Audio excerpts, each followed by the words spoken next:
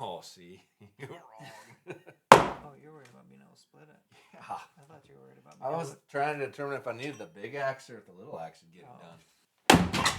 See, that's what it needed. And then I think we farm. It worked out. I'm just gonna tell you that. But I was sweating it a little bit there for a minute. Yeah. His dad wanted to go. He's like, I gotta do that. And I was like, I feel you, dude. Do it. And Drew might come too. There you go. Ready? Mm-hmm. Yeah, well, howitzer might come. Drew seems to shoot 3D pretty well. He does. He does really good. Oh, it's gonna die. It's gonna die. Oh, the fire's gonna die, Tim. No, it's not. You know, it won't. Okay. Is it still cracked? Yeah, it's open. Okay. Yeah, it'll grab. Pretty confident. Very confident. What flavor are you sporting today? I'm sporting hardwood. No, I'm sporting orange flavored Jocko. I've got the watermelon. This is my first time. Yeah, my first time too. I'm not traditionally a watermelon guy, so we'll see. Long time listener, first time subscriber. That's pretty good.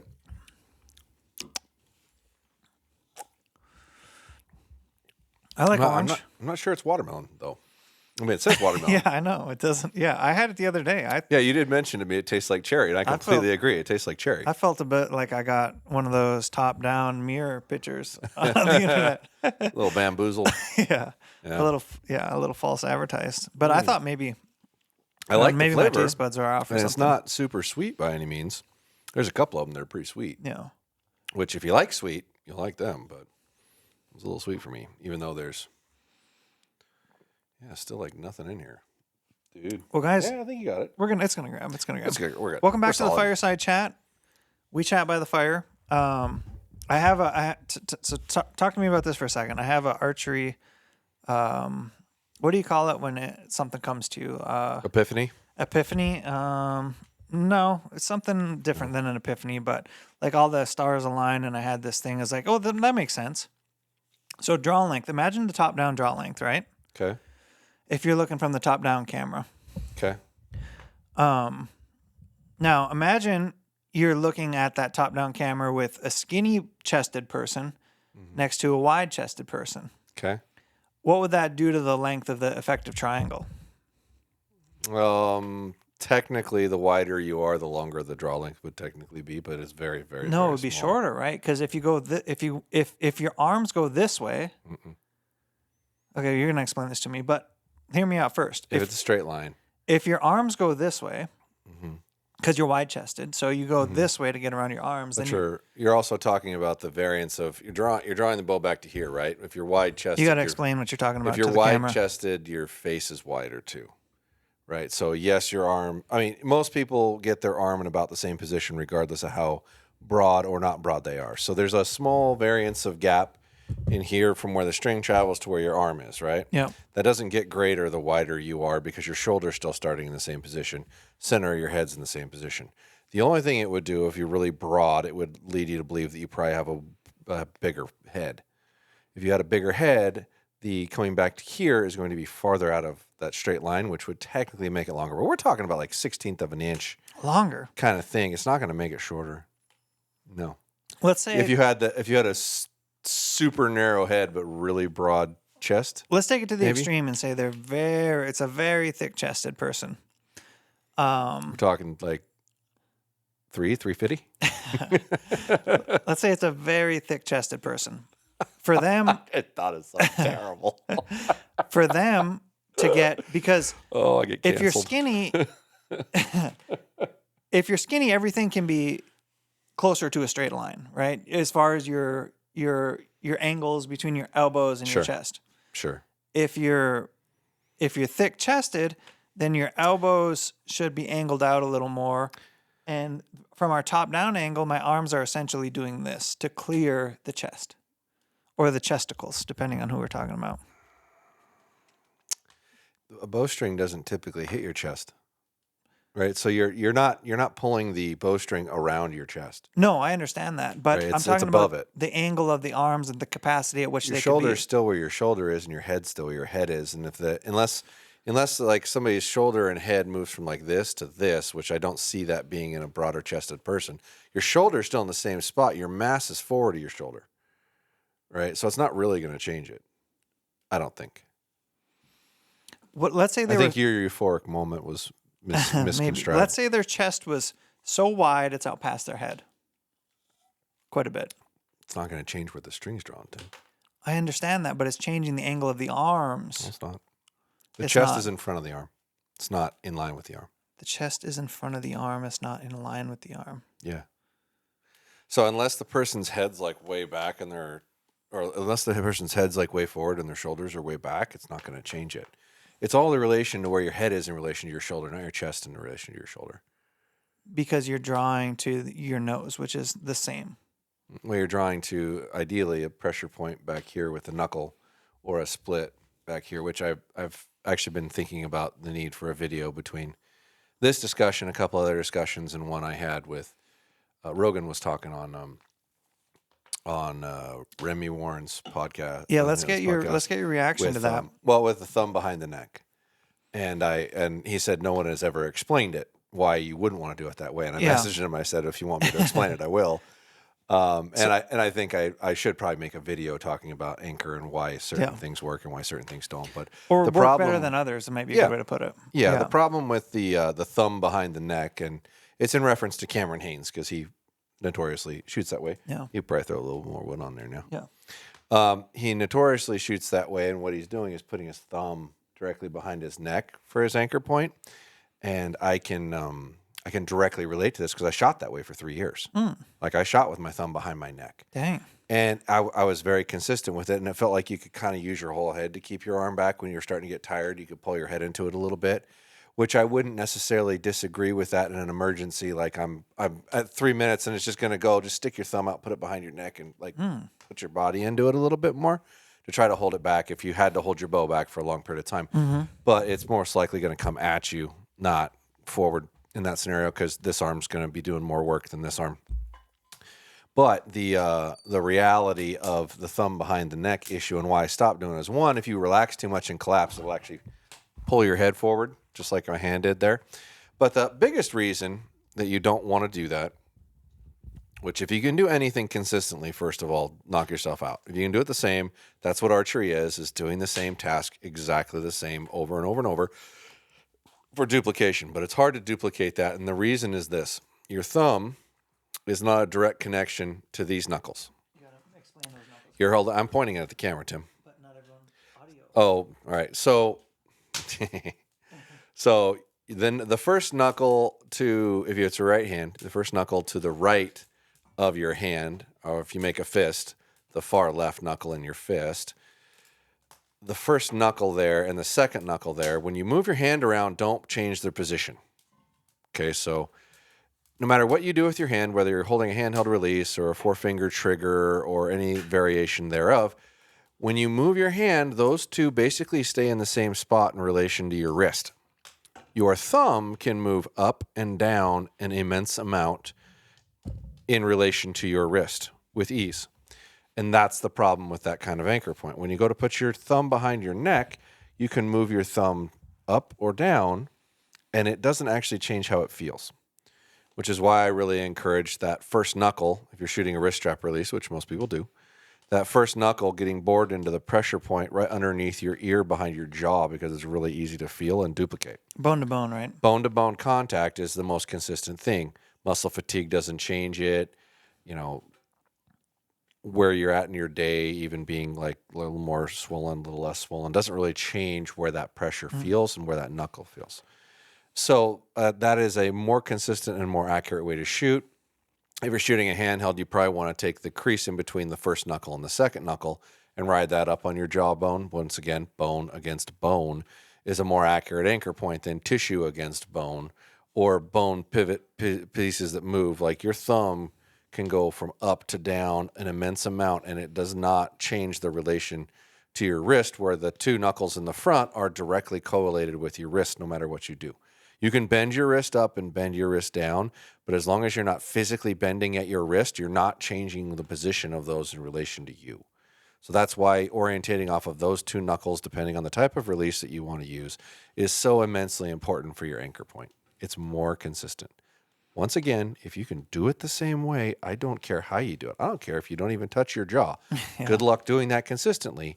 But if your hand's floating out in the sky, it's hard to be accurate. Like you'll notice an immense difference in how something feels if it's bone to bone or there's pressure against it, right? If it's just floating out in the sky, it's going to move a lot. And man, we just got a big old gust of wind come through, didn't we? Yeah. Holy crap.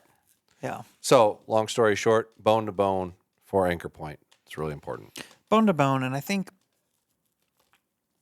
you could go real deep and just be like, oh, there's this person who does it this way. Mm-hmm. There's that person who does it that way. And you can find those examples, but those might be outliers. Yep. But I think a better way might be to look at it as like, how about if we lump 30 really good archers into the same group, what are their commonalities? Right? What are the things they're doing similarly? Let's not look for the outliers. Let's look for the underlying things that really good archers do, Well, really good archers traditionally grip their bow very similar. Yep. No matter what, and they typically anchor in a very similar way.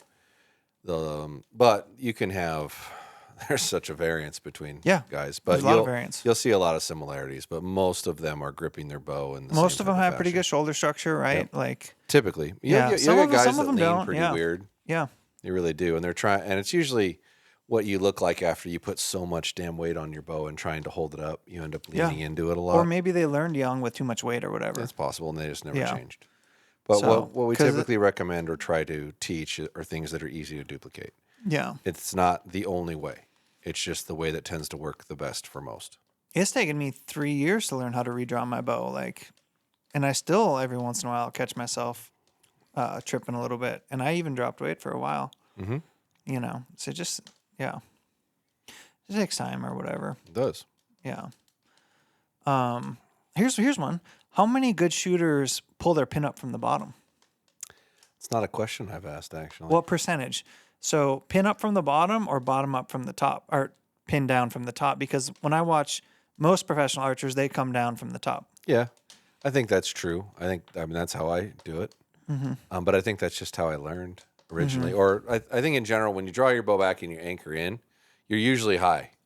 You're usually above the target in general. But what about the people that aren't? Because there's Most people do not pull their bow in a downward motion. Cam up, Hanes starts with his pin below the target. as a true good hunter would, because you're creating less movement up, so you're less likely to be seen. But most people who learn how to shoot a bow draw their bow back above the target, and it's not because they're trying to be above the target. It's because it's easier to draw a bow weight back like that instead of below. So it's very good to hold your bow below what you're trying to aim at. In a perfect world, you point your pin at the target and then you draw the bow back. Mm-hmm. So you're not moving as much. That's the idea. And that you get to the target quicker once you get it back. But not everybody can do that. It's a good way to learn, though. Yeah. And just back your bow weight down until you can comfortably do that. Yeah. Now, if we're just going down through all the archery rabbit holes today, this surfaces up quite a bit, and I've heard different explanations. So, essentially, our eyes can pick a point of focus, right? Yes. An easy way to do that would be just put your finger out in front of you, and if you look at your finger and you close one eye, like the background will get blurry. Correct. Now, you could also look at the background, and then your finger will get blurry. That's right. And now, this is exactly how camera focus works. You just roll the focus to the focus point, Yes. and then the depth of the focus is based on the f-stop or the aperture. So you could set how much focus is actually there. A lower aperture number is less focus plane. A larger number is more focus plane. So, wow, I just learned what that meant. yeah, it's more focus plane. You probably told me that before. Yeah. I just didn't remember. But it also changes the amount of light that comes to the camera sensor. So Correct. it's influencing two things at the same time. Mm-hmm. But I've heard both good archers say they focus on the downrange target, and I've heard some of them say that their focus plane is in between the pin and the target. I've never heard anyone say they're only focused on the target or on the pin. Yeah, that's not the right place to focus, and it's not the right place to focus because you'll move more, because you see the movement more. Yeah. When you're looking at your pin, you see how much you're actually moving. Yeah. When you look at the target or a distance in between the pin and the target, which that's one I hadn't really heard, but Yeah. if you can keep your focus downrange, your pin doesn't appear to move nearly as much, or your point of reference of aim. So it's the way I've always shot. Once somebody explained that to me. Now, Like, do you set your focus on the target and then bring the pin and the peep into that focus? Normally, I will actually look at the pin. So I'll draw the bow back, anchor in, look at the peep, look at the pin, make sure they line up, the peep and the housing, right? And then switch my focus to the target. And then it stays down there. So if you were dialing a camera wheel, you'd be wheeling the focus to change it. Yeah. Correct. And I catch myself frequently, especially on longer holds, looking back and forth. Like I'll come back and recheck the housing and the peep, make sure it's square. Okay, back down range. Does it look good? Okay, back down range. Which maybe that's a fault of mine I shouldn't do. I don't know, but it's definitely. Is that closed? You can close that all the way if it's not. Yeah, I think it is close. Yeah, it's cranking. Yeah. That might be a fault in my shooting, but I've always done that because through most of my life, I've shot so many different sizes of bows, axle to axle or approach angle differences, that you'll find yourself pulling out of your peep a lot because the angle just doesn't feel right against your face, and your brain kind of wants to comfortably put you back into a different position. And on a shorter axle to axle bow, it just can't. There's no way to do it. It doesn't work. So you have to catch yourself pulling back into the housing, making sure the peep lines up with the housing again, and then back forward again to the target. But when I do that, I'm trying not to look at the pin. I just look at the housing, like focus on the housing for a minute. Okay, my peep's still lined up good. Okay, back to the target. Don't really ever mentally address the pin. I've done plenty of that as well. And for me, a lot of times it's because I want to come back to my bubble because no matter what, it seems like my lateral on my bubble there's always just a little bit of teetering, and I have a little bit of paranoia about my bubble falling out. Which I've also recently had a couple people suggest, instead of doing that, just set your rail to your natural hold. And I haven't done that. I'd be open to trying it. Do you have thoughts? Are you going to hunt that way? I don't know. I mean, really, if I'm bow hunting, it's 50 yards or less, and I'm confident inside of that. So what you're going to do in that scenario, if you move your rail to where you naturally hold, which is fine if you want to do that, in order to get it to actually tune or shoot an arrow straight at 20 and 80, you'll have to move the rest left to right. Okay? So when you do that, you're now taking an arrow that flies straight and making it fly sideways. And when it's a field point, it doesn't matter. Like a field point, as long as you strike the target where you want to strike the target, it's irrelevant how that arrow looked getting there. It doesn't matter. But as soon as you go to put a broadhead on the front of something that flies sideways, it's not going to go in the same spot anymore. And that's the problem with changing that hold. So when you manipulate this angle, you won't typically get your left to right impacts correct without moving the rest out of square. That's why it's so important to get the rail set square to the string to begin with. So when it's actually tuned, it's traveling that path. So that explains the difference between like a target mindset and a hunting mindset, right? Yeah. 100%. Because you hear that in the target world, because I've heard that from multiple times. I've heard target people say, it doesn't matter if the rail matches the string, as long as the bubble is square to the rail. Correct. And you've only ever heard that from a target person. That's a fact. You've never heard that from somebody who shoots broadheads. Yeah. Because it will matter. And my world comes from there. Granted, I've shot my share of target, and I have fun in that stuff, and that's all good. But that's not the right way to get a broadhead in a field point to fly in the same spot. It won't work. That's a good point. So it's all what you're trying to do.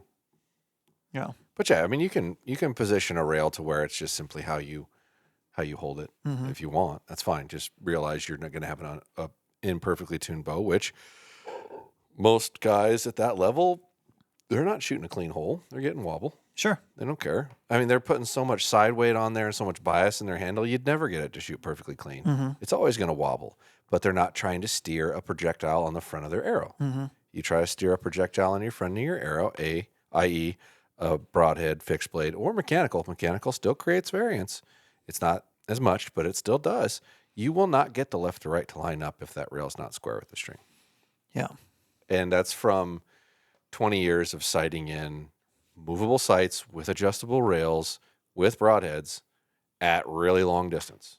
I was playing, trying to sight a bow into 200 yards when I was 20 for fun.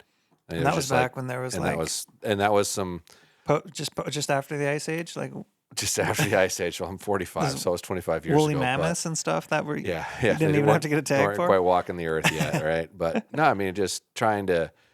It might have been a little less than that. It might have been more like 20, not 25 years. But I'm trying to remember when I first did that. I think it was many months ago. No, it was right after Elite came out. Because I shot an Elite Envy, and it was a 350 foot a second bow, and that was when bows were first breaking that 350 foot a second mark. It was a Matthews Monster, an Elite Envy, and a couple others that pushed that 350. And once you get into that 350 mark, it's like, okay, this arrow's going fast enough. I can shoot it farther.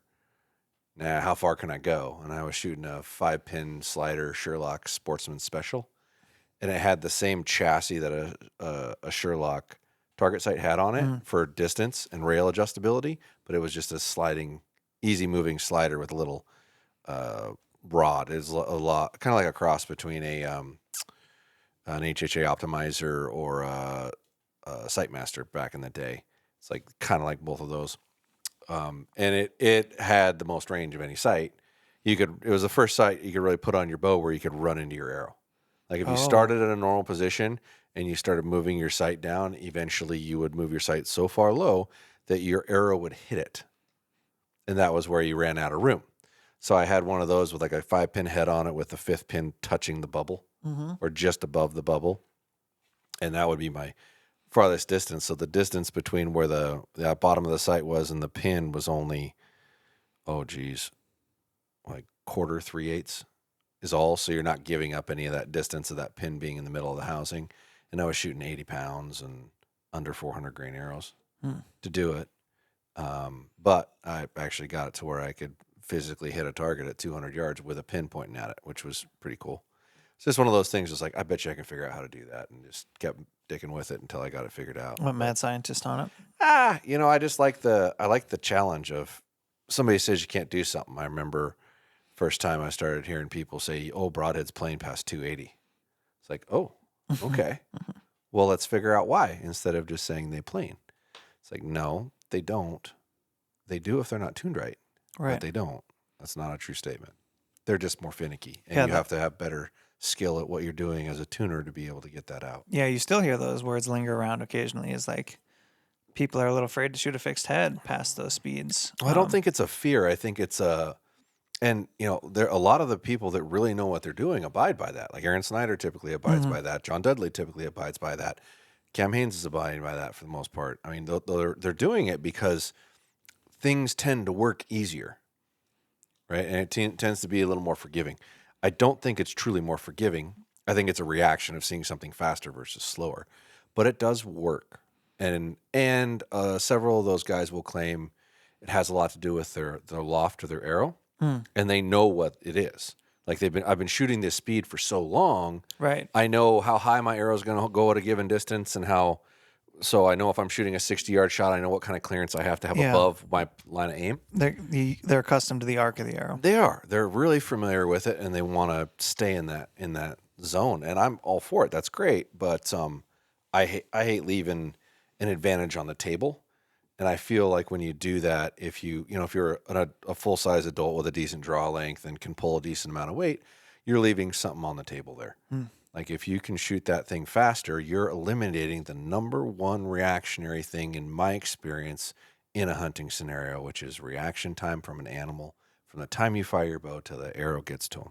Time to target, yeah. Time to target. And that has been the most notable thing in my life from talking to tens of thousands or hundreds of thousands of bow hunters over my life. What happened? Oh, the animal moved before my arrow got there. It happens more often than any other thing. It's even more apparent when you get to slow it down and slow-mo. Yeah, but the guys shooting those slower setups, the argument they'll make is, well, my bow's not as loud, so they won't move. Bullshit. At least with a whitetail. And that was what I learned that on. Some animals, yes, no.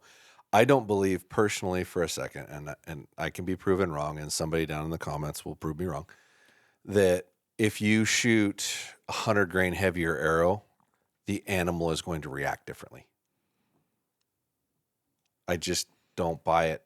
I think the noise is the noise, and yes, it goes up, and yes, it goes down, but it's not that significant. It's not significant enough to take an animal from reacting to not reacting. And now we're going to have the ability to test that. Correct. Which is kind of cool. Yeah. Yeah, why don't you tell the old listeners what you did? Well, I do want to tell them that, and I also, before we do that, I want to tell them how to support. That was a harmless segue, too. I didn't even mean to do that. How to support the podcast, because every little bit helps. Number one, you can subscribe or leave it a review anywhere you're listening. That stuff really helps us out. Number two, and the main thing here is, Josh has PodyMarcher.com. $99 and up is free shipping. He's a Coupon dealership. code Tim C to save you a little money. He's a dealership. Yep. I have a discount code. It's Tim. It's just Tim C that helps support what we do, anything on the website. And now we have Jocko discount code. So we do. We like Josh, that's Josh and Tim. Josh right? and Tim, yeah. And all this stuff will always be linked down below our stuff if you want to check it out. But I like these because they have clean energy, not a ton of caffeine. I don't get the jitters, and I also use their greens and their protein powder. I use their greens every morning, and it's been a product I've used for a long time, long before they decided to work with us. So that's cool. Well, I would like to say I've had a lot of caffeine in my life. I'm a notorious coffee drinker. I love coffee very much. I would agree with what you're saying is that you don't get the jitters, and I do get the jitters from coffee. I'm just used to it, and I don't feel a crash either. And most stimulant things, you start to drop off, and you're like, "Oh, I need another cup of coffee," that kind of thing. These are really good. And for the record, watermelon should be called cherry. Yeah. But this is really good. Oh, you like this? it? This might be my favorite one so far. Oh, nice. Yeah, I think I'm up to it is a little cherry-ish. 5 or 6 different kinds. Yeah. I do like this one. Sorry. Yeah. The sound test thing was very interesting. We're going to elaborate on that, but before I do, I don't want to let this idea slip. Did you watch that grizzly bear get shot in the chest? I did. Okay. Now, I'm typically my experience has come to lead me to a pretty middle of the road arrow setup. I think from what the hunters and people I get to be around and listen to seems like a pretty middle of the road setup. Like for mid game stuff, I'm using like a 425 grain arrow, and it keeps blowing through everything I'm shooting. So if anything, I'm leaning towards going lighter. This guy, I don't know what his arrow weight was. It was a Sig Sauer. If you look up on YouTube, Sig Sauer brown bear hunt, it'll come up. I watched it. I don't think he talked about his setup other than it was mechanical. No, he didn't talk about it other than it was mechanical, but he shot this, potential world record brown bear in the chest with, a freaking mechanical. And I was facing him. Facing frontal. Yeah. Frontal. A potential world record, which I mean, and this is probably 20, 25 yards. It wasn't that far. But number one, honestly, do you believe that you could, before we get into this, do you believe that you could brown bear hunt with a bow? Yes. Okay. Now, in Alaska, you have to have a guide there.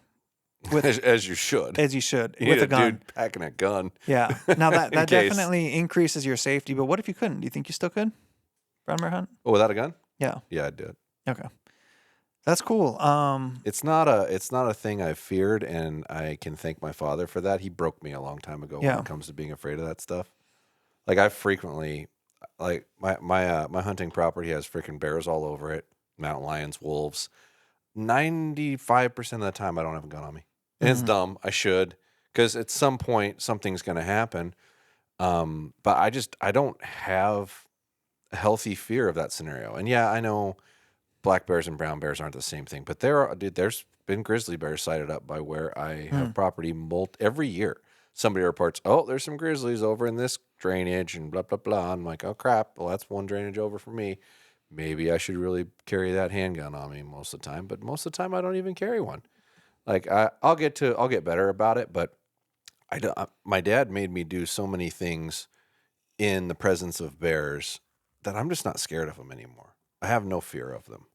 Well, my black bear fear is, it's very little now. There was a point where I had a little bit of it. But being face to face or eye to eye with a brown bear, I don't know that I can't really say unless I'm actually in that situation. I'd like to think I could. I'd like to think that I would rise to that occasion. I particularly think if I had a guide I trusted on my side with a gun, yeah, I probably could. If you remove that guide, whew, I'm telling you what, that'd be freaking scary. Yeah, I'd still do it. it's cool. I would. Do you think is that a bucket list thing for you? Do you know? Or? Maybe. I've had more of a desire to kill, I guess, members of the deer family, and I've always wanted to hunt caribou. I'd like to go get all 5 caribou at some point in my life, both moose. Once it goes back to that, that blue collar slam premise, and brown bear or grizzly bear isn't really one that I think should be on that list because it costs a lot of money to do it. A lot, yeah. Not to say I wouldn't want to, I would, and maybe someday the opportunity presents itself that I can go do that, and ideally with a guide with a rifle, but I'd go without the rifle. I wouldn't be terrified of it. Honestly, dude, you should be way more afraid of being attacked by a wolf. No. Yes. Wolves don't attack people. Dude. If they decide that you're food. If they decide it, but they don't. And they're not alone. Yeah. Like, brown bear aren't going to come at you in 3 different angles. You only got to worry about one brown bear. Dude, a mountain lion would be scarier than a wolf. Are you kidding me? Mountain lion's not going to. You wouldn't even hear a mountain lion. It could literally be on your neck with its jaws. You could also not hear a wolf, dude. Nah, you'd hear a wolf. I don't know. Wolves don't scare me as much. They should. They don't. Brown bears, I don't know. I've never been face to face with one. I can't say how I would react. I think I'd be scared, but maybe I could do it. I don't know. Anyway, this guy, he made that shot and he got full penetration up to his fletchings, and that bear it died within a normal kill radius, like 100 yards or something like that. Yeah, I think they said it was 80. I watched it. I listened to it. Yeah. They sent the guy who shot it up the hill with another guy with a rifle. Well, the guide actually went in and went on it. Yeah. Yeah, it was wild. And I just couldn't believe I saw a freaking mechanical hanging out of the front of his arrow. Yeah, it was pretty bonkers. I wish I knew what his setup was. I would really like to know that. Yeah, I would like to know more as well. But anyway, it got the job done. So, I don't know. I have nothing more to say than that's just like one shot, one experience. And it was a really big ass brown bear that it's a video worth watching if you're. Yeah, it's a good one. Yeah. Yeah, they had it's like his 4th trip or 5th trip or something like that. He's been at it for a while. Been at it for a long time. It was a good video. Yeah. It was like 20 something minutes or 30 minutes. Wasn't long. Wasn't super long. But yeah, it was a good one. Yeah, he was at the beginning of the video. They said that he was going on a hunt. And he was going to take his rifle and his bow, and I was like, oh, you know how that turns out every time. You take your rifle and your bow, and the bow never gets used. It's always the rifle because, Fear. Well, and fear in situations. Yeah, like if you want to shoot something with your bow, the best way to do it is don't give yourself the choice because. Yep. The easy choice will be take the rifle. It's no different than if you want to kill a giant bull elk. You don't shoot a medium-sized bull elk. You can't give yourself the choice because if you start negotiating with yourself, you'll shoot a smaller one. Yeah, it won't go well. Yep. It's the same thing. If that's really what you want, which that's not my thing. I mean, maybe someday it will be. I'm a meat guy. Like I hunt for food, and I'm not massively picky about what I shoot personally. That might change as I get older and maybe don't need as much meat to feed my family or my kin. But yeah, you can't kill a 400 class bull if you're willing to shoot a 380 bull. It won't happen. You have to hang on to that tag the entire time and eat it. No different. Yeah, it takes a crazy level of focus and no different than I can grab that rifle and kill that bear right now. Yeah. I'll do it. No, you can't allow yourself to do it. Yeah. If you want to kill one with a bow, you gotta eliminate the option. Which is why when you think about in our area, the people that spring bear hunt, how many people do you know that consistently will spot and stalk kill a bear with their bow? Not very many. I only know one, and he's about your neighbor now. Yeah, You know what I mean? Old Danny boy's good at that. Because he doesn't give himself a choice. No, he doesn't. He doesn't have the other options. I mean, I'd do it, but at the same time, it's like, well, but I can put out a bait Yeah. and put out like 3 of them and have pictures and know what's coming in, know when they're coming in, and coordinate it. But if you think about it, though, he might be smart about that, and he might be smart about that from the standpoint of the amount of time you typically put into baiting a bear is a lot. I've been talking to it with a bunch of my friends, and it's like, you got to do it with somebody because you can't go in twice a week on your own. Like you can't. A guy can swing a trip himself without screwing up his work schedule. You got to have somebody that can do the other one because typically you can only put out so much food, and if a bears are on your bait, you're gonna have to bait it twice a week, and that's a lot to ask for one guy. Yeah. And then you start cataloging the time, and we both live a decent distance from where you would typically hunt bear, especially if you're going to hunt multiple baits, right? I mean, there's places you can hunt that are close enough that you're not going too far, but even if you're driving, let's say an hour and a half each way, that's 3 hours, plus getting into each bait, hiking in food, hiking into the next one, hiking to the next one, because they're not going to be right on the road. Like, you got to get in there a little ways. I mean, I bet you running a bait line from an hour and a half away from where you live probably takes 5 to 6 hours to do it, right? And that's already your bait's in the truck and you're ready to go. It's not you went and got bait and you packaged it up and made sure it was ready. Like, you can't leave any wrappers or anything like that, so you got to like kind of pre-prep your bait. There's a lot of time that goes into that. So if it's 6 hours twice a week, that's 12 hours a week, right? Just prepping to go hunting. And you're probably doing that for 3 to 5 weeks pre-hunting, depending on the time of year, right? So that's, I mean, you're burning, if you figure you're burning 2 days a week to do that, you just spent like, 12 days baiting, and then you go hunting. Like, if you just went and spot and stalked like 12 days, you're probably going to have a good opportunity to be successful as long as you're in good enough shape to put on those miles because you're glassing from a long ways away. What's you've hunted with him in that way. I haven't. What are some of the techniques that he tries to use just to try to get in position? Like, are you just glassing all day long period from one spot, or what's the techniques? I think he's done a couple good bear podcasts, so I won't divulge anything he hasn't already, but he's very mobile glassing, glassing areas where you can glass a lot of productive bear areas. So that typically doesn't look like sitting on a hillside all day. It might look like checking that hillside for a while, and then if that doesn't work out, going to another area within that area to glass a couple more hillsides or whatever. And the reality of it is he goes on a lot of stalks before he gets something. Yeah. And every single time those stalks look, not every single time, but you're always spotting him across a canyon. So then you got to navigate that canyon, which is almost always going down and then back up, relocating the bear and then stalking it, or going around that canyon via road, then relocating the bear, then dropping in. So it's just a mess to try to coordinate. And like,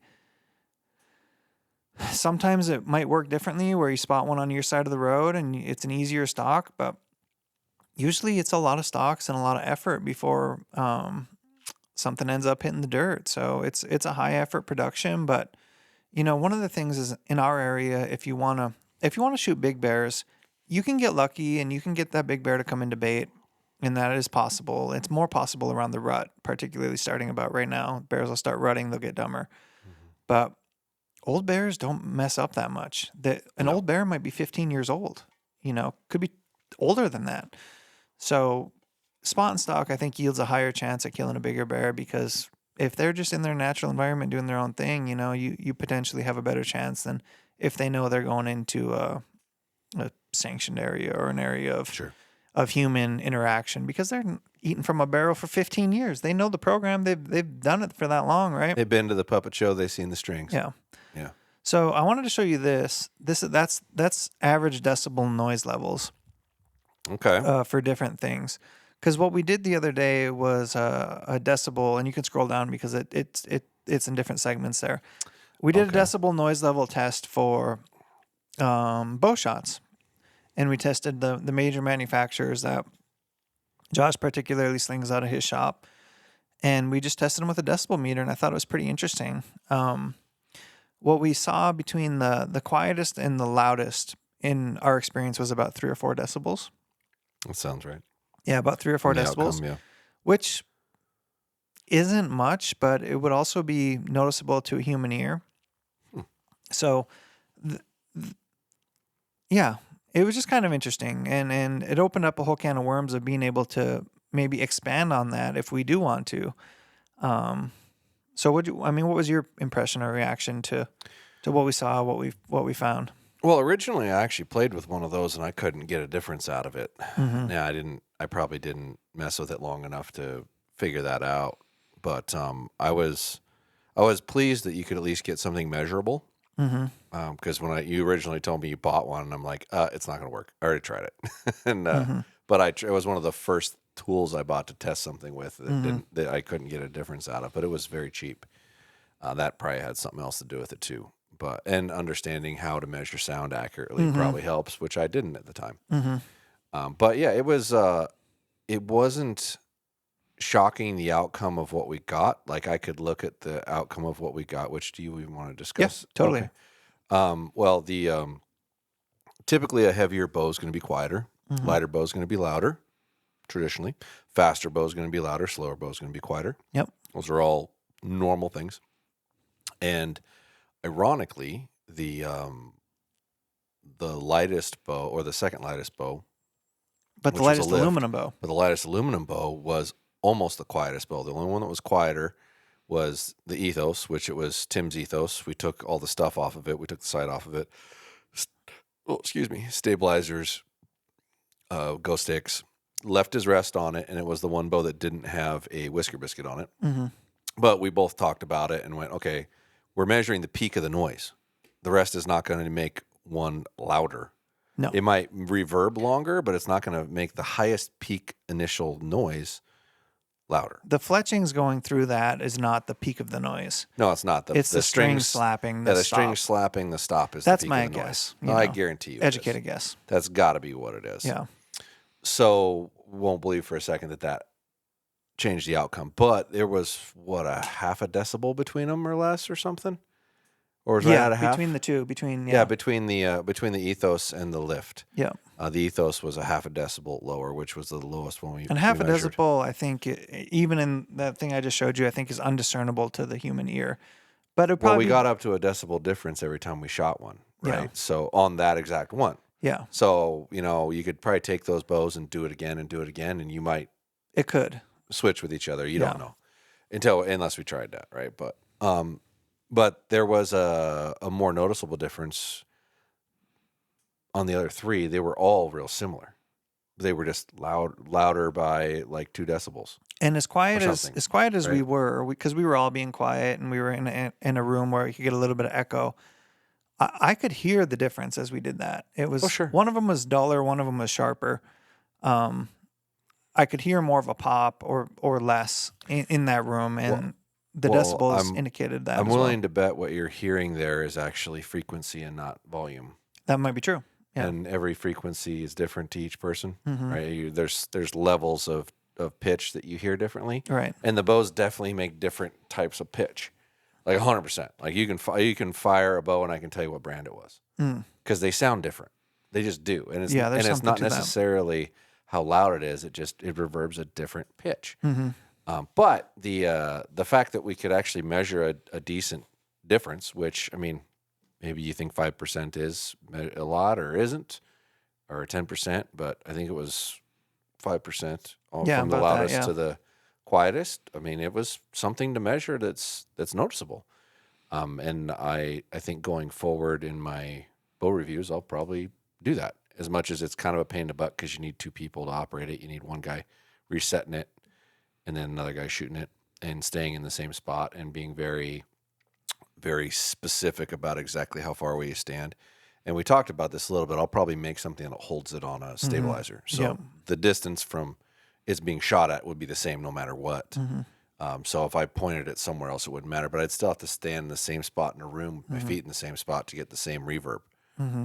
So, but Exactly. yeah, I should be able to make it to where it's not a lot of work to Yeah. add that, and can still give you guys that report on each bow. It's kind of interesting now as I've gotten to work through that edit is like as that thing's reading, it's reading the highest decibel level as they come through. And like there are a couple times in that video, if you're paying attention, where you and I are talking and it may jump up to 63. Yeah. And then Mia barks in the background and it jumps up to 66. And then we shoot the bow and it jumps up to 80. Right. So you can kind of see those levels change as we're doing it, which is... And as long as I don't use my loud voice. Yeah. Apparently I'm loud. Yeah. Yeah. There was a couple of times we were just jaw jacking and it was like, oh my God, I think my voice just was louder than the bow. Yeah. Yeah. So just for a few reference points here, I showed this to Josh, but the sound of a standard alarm clock is 65 to 80 decibels. Garbage disposal, 70 to 95. Doorbell, 80. Baby crying, 110. Squeaky toy held close to the ear, 110. Yikes. Chainsaw, 120 to 125. Leaf blower, 110. So all of those things are louder than a bow, which is actually surprising that a bow is not a little closer to that. But yeah. Yeah, so that's kind of like just a little... a rock concert might be 120, you know. They say I think anything over 130 might be dangerous to your ears. Oh, for sure.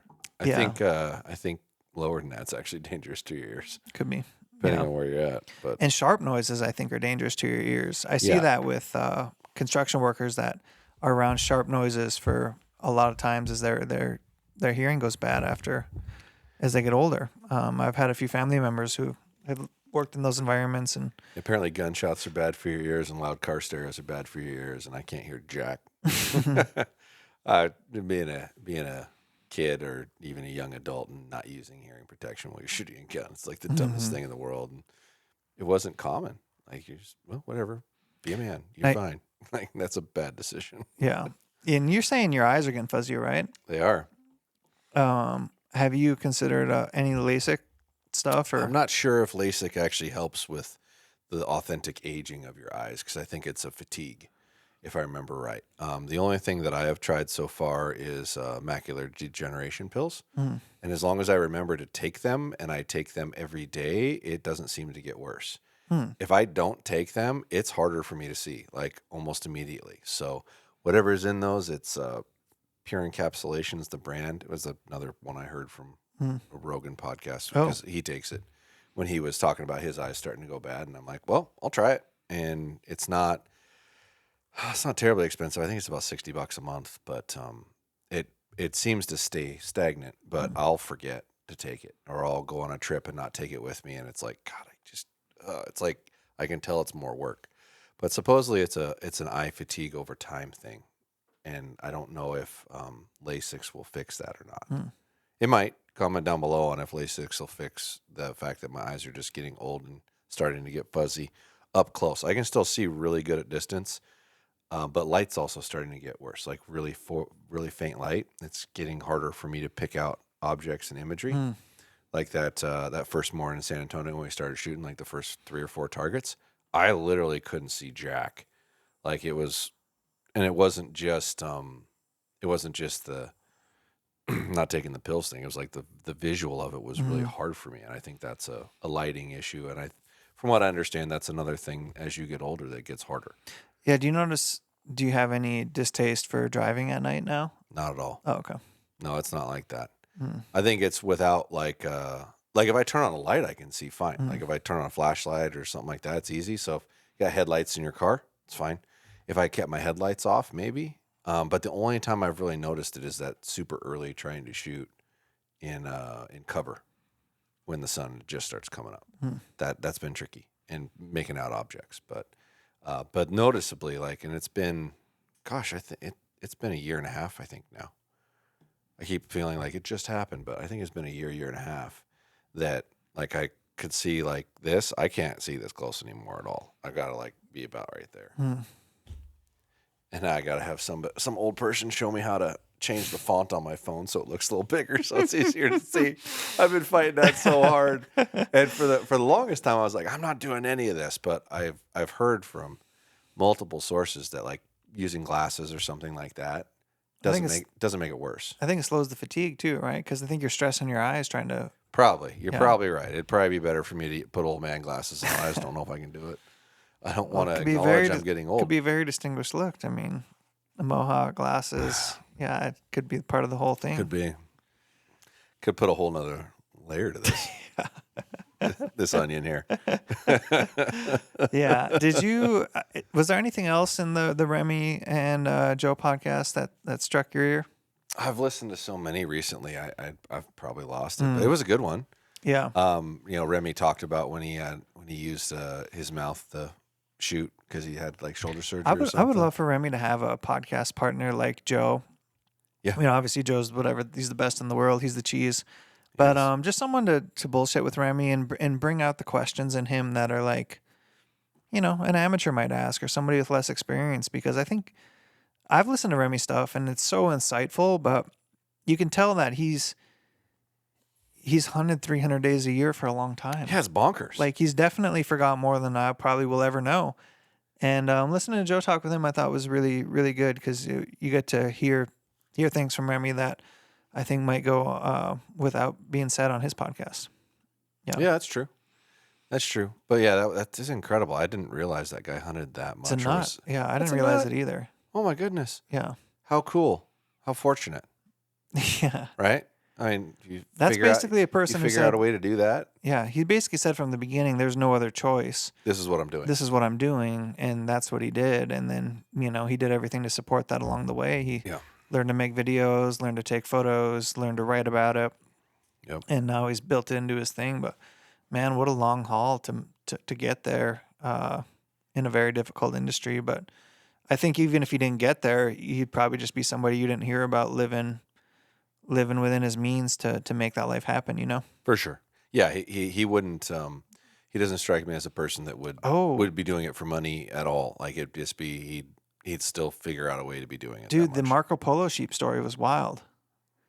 I never heard that publicly. Have you got to that? No, I listened to the whole thing, but sometimes I get distracted when I'm listening. Okay, so refresh me. The Marco Polo thing, Oh yeah. Okay, go ahead. Yeah, I remember it. I remember now. I didn't ever hear what he was hunting. So I've always I guarantee I know. I've always seen these like faint stories of people hunting in Asia, and I've never heard Remi tell this story publicly. But basically, he did a Marco Polo sheep hunt, and like his band of people that took him hunting went to stay at this shack, and another band of people showed up to like, I guess try to scare him or try to fight him or try to get the hunting rights for the territory. Basically, his guides got in a fight with these other, whatever you'd call them, renegades, people that wanted their hunting rights in that area. And Remi's basically in the middle of it. And then at the end, they took a picture together, and then they walked away. Like, okay, we're parting ways. Okay, the dust has settled. And one of the guys tried to take like an AK-47 from one of the guys in Remi's party. And I guess, and then one thing that it struck home to me about that story was Remi was like, yeah, we did this horse crossing in the dark. We had to like back the horse up, and the horse like side hopped over this edge. And he's like, when I saw it in the light, I realized it was 1,500 feet straight down.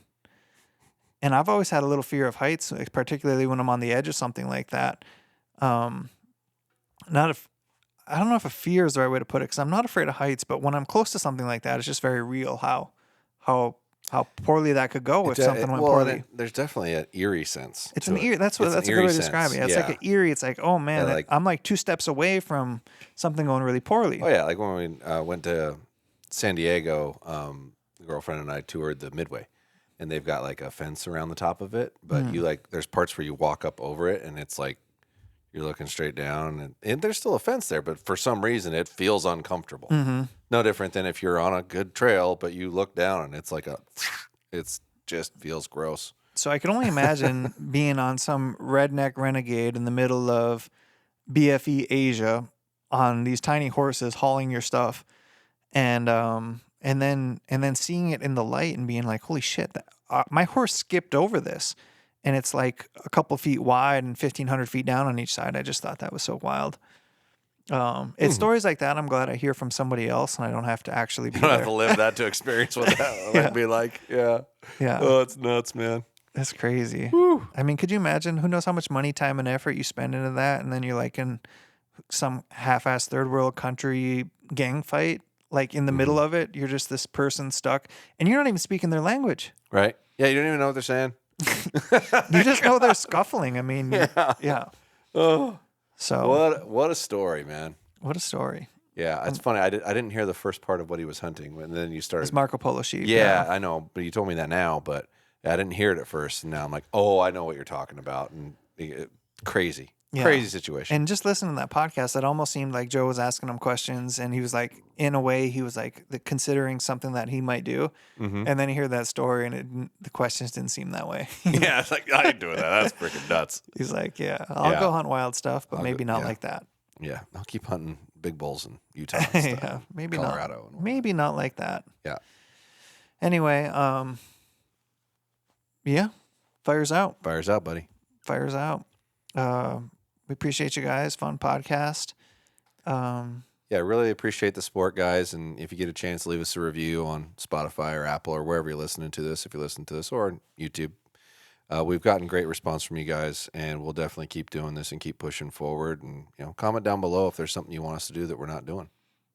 Always like that feedback. Right on.